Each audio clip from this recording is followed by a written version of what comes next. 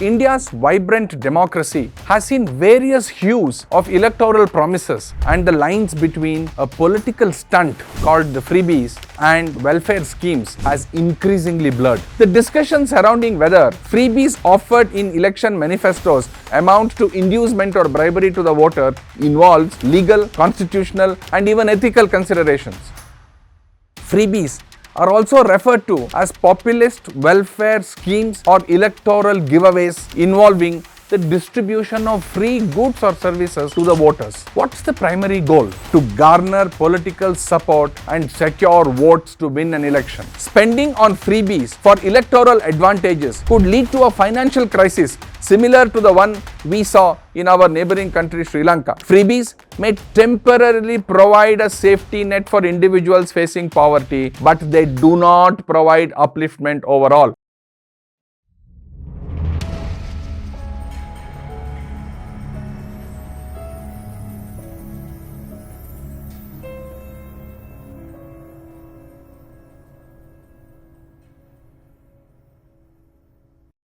In the world's largest democracy, any politician or political party is free to promise the moon to the electorate. The election promises can be, for example, of free television sets, free bicycles, laptops, mobile phones, or even can be more meaningful, construction of a road in a remote village. India's vibrant democracy has seen various hues of electoral promises, and the lines between a political stunt called the Freebies and welfare schemes has increasingly blurred. The literal meaning of freebies is something that is given to somebody without payment. Now, according to the Reserve Bank of India, freebies are defined as public welfare measures provided free of charge. However, they are often used as populist measures by the political parties or governments of the day to gain votes. Freebies are also referred to as populist welfare schemes or electoral giveaways involving the distribution of free goods or services to the voters. What's the primary goal?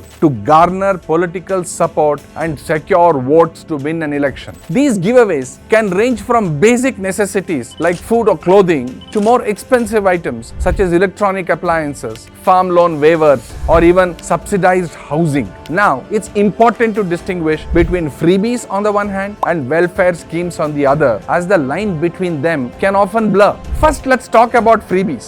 These are goods or services provided at no cost, primarily aimed at achieving short-term gains. They are often seen as tools for political advantage, catering to the immediate needs without promoting sustainable growth. Common examples include free laptops, free bicycles, televisions, free electricity, and even water. While a free television might qualify as a freebie, providing free education or healthcare constitutes a welfare measure. Welfare policies are designed to achieve public good and are typically outlined in the government's budgets and programs. Now, the distinction between the two often depends on the context, the time, and the necessity. For instance, providing food and medicines during a natural calamity is essentially a welfare function. But in normal circumstances, such measures might be considered freebies. On the other hand, if we have welfare schemes, these are structured programs designed to uplift a standard of living and ensure equitable distribution of resources. They align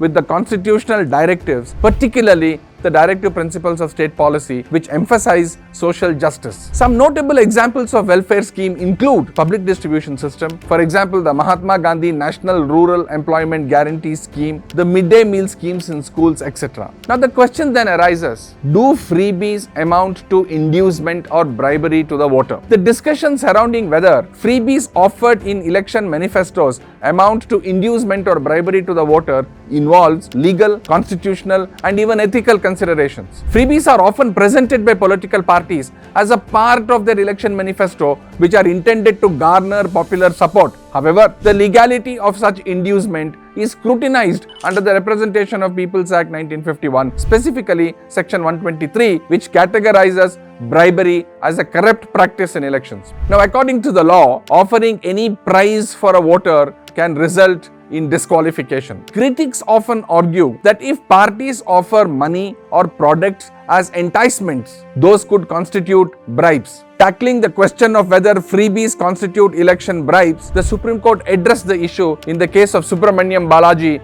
versus the government of Tamil Nadu as early as 2013. The court concluded that provisions of the Representation of People's Act do not restrict political parties from making commitments in their manifestos. Additionally, it emphasized that promises made in such documents should not be viewed as corrupt practices. The Supreme Court also highlighted the lack of criminal statutes that hold political parties accountable for failing to fulfill manifesto promises and pledges, thereby establishing that these promises do not legally bind the parties in either a civil or a criminal sense. Now, further reinforcement for this view came in the judgment of Shashanka versus Zamir Ahmad Khan in 2024, when the Supreme Court dismissed the notion that commitments leading to financial assistance for the public can be classified as corrupt practices. The court termed such arguments as too far-fetched, indicating a judicial understanding that election manifestos do not fall within the purview of bribery or inducement, and laws as defined by existing legislations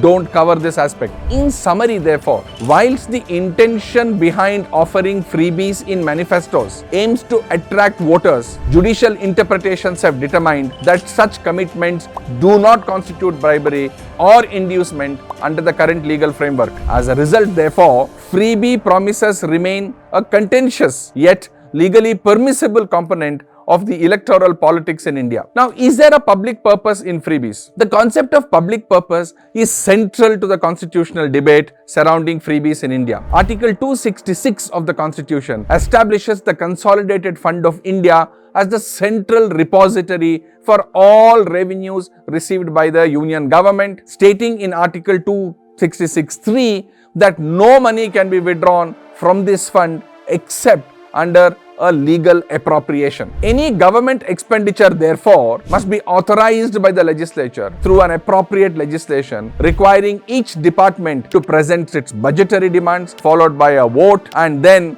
the enactment of an appropriate legislation to legally sanction the fund withdrawals. Now, Article 282 of the Constitution of India empowers both the union and the state government to make grants for any public purpose, even outside the legislative domain. Now, this provision allows the government a certain flexibility in funding various public benefiting projects. In contrast, Article 162 restricts the state executive powers to matters within their legislative domain and competence. Now, if you look at Article 41, it provides for the assistance within the state's economic capacity for certain welfare objectives, but does not accommodate unjustified distribution like consumer goods lacking an essential public functions, mobile phones for example. Now, the legality of offering freebies by the government and the political parties in relation to quote-unquote public policy was discussed again by the Supreme Court in the case of Subramaniam Balaji. The court acknowledged the significance of public purpose doctrine but ultimately accepted a broader interpretation by the state. It recognized that the legislature had approved spending on these schemes through the appropriation process,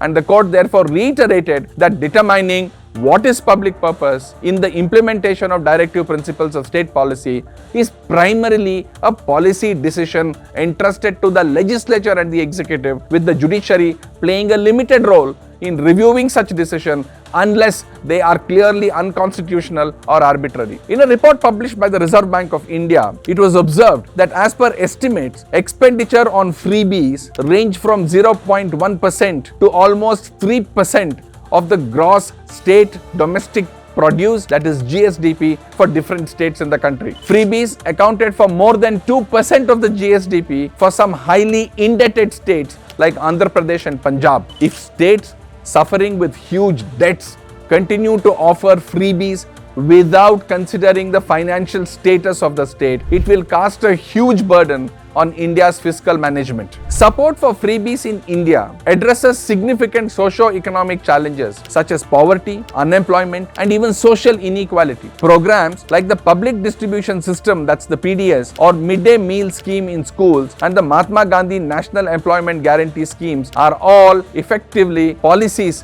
which actually have a sustainable purpose. They reduce poverty, they enhance living conditions of the vulnerable population. But however, freebies may not empower the marginalized communities by providing free apparatus, computers, etc. What is required is a policy initiative of providing free education, that is education for girls or education to the depressed masses, so that financial assistance which can go to women for education can lead them to being entrepreneurs, thereby addressing not just the overall development but gender disparities as well. Moreover, these initiatives encourage political participation by engaging the previously disregarded voters, ultimately contributing to a more representative form of democracy. Now, criticisms are of course far more. The provision of irrational freebies by governments creates a financial burden on the state exchequer, particularly in the low-income states with high debt. Prioritizing spending on freebies for electoral advantages could lead to a financial crisis similar to the one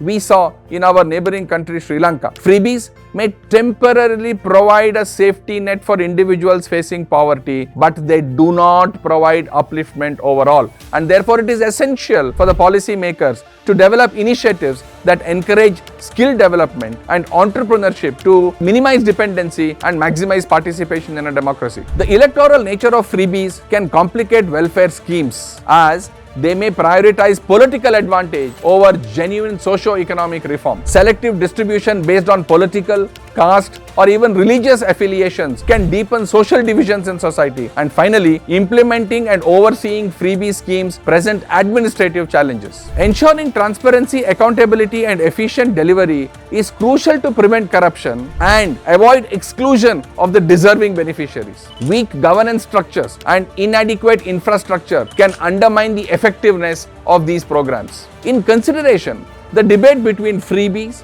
and welfare schemes in India is essentially to acknowledge that while freebies can effectively address immediate socio-economic issues and stimulate political engagement in the short term, their long-term impact on fiscal health, individual empowerment, and governance demands a more careful evaluation. Although the financial burden of freebies raises valid concerns, it is also important to view that these programs may become investments in human capital. The economic advantage in fostering a healthier, better educated, and financially secure population can ultimately outweigh the initial expenditures, provided the policy initiatives are thought through. Policy makers should focus on enhancing the efficiency of these programs by leveraging technology, streamlining distribution systems, and strengthening accountability mechanisms to ensure that the resources are indeed utilized effectively and equitably. By striking a balance between offering immediate relief through freebies and promoting sustainable welfare initiatives, India can create a more inclusive and more prosperous future for all its citizens.